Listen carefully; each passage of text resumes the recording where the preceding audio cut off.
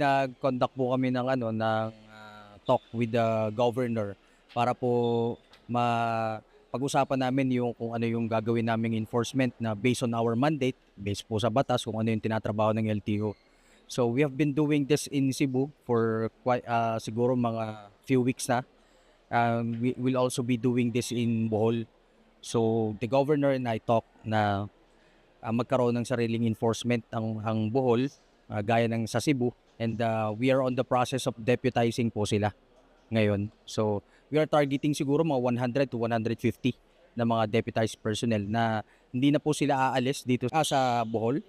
Dito na po sila, and yung regional enforcement namin, kung kaya nang gawin ng trabaho ng mga taga Bohol, yung panghuhuli and pagbabantay ng kalsada natin, hindi na po natin pupuntahin yung mga taga ibang lugar pa.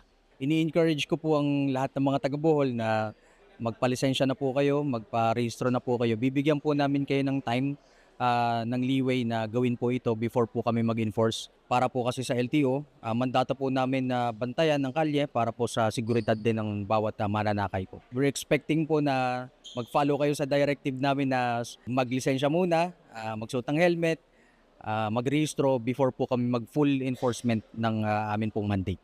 Yung sinabi po ni Governor na yan is also in line with the memorandum of our Assistant Secretary Marcos Lacanilaw na bigyan ng 3 months because of the economic measures na pinapagawa ng Malacanang din po, brought by the war in ay yung mga gera po natin ngayon, and yung pagtaas po ng langis. So tama po si Governor, and we will follow that as long as the people will eventually po na maglilisensya at magre-register.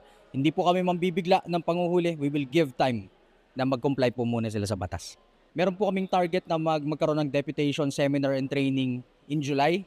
So matatapos po yun siguro in a week. But the processing of the documents, baka po mag-take siya ng 2 to 3 weeks. So most probably tentative baka August po, while we are preparing everything pa sa enforcement namin.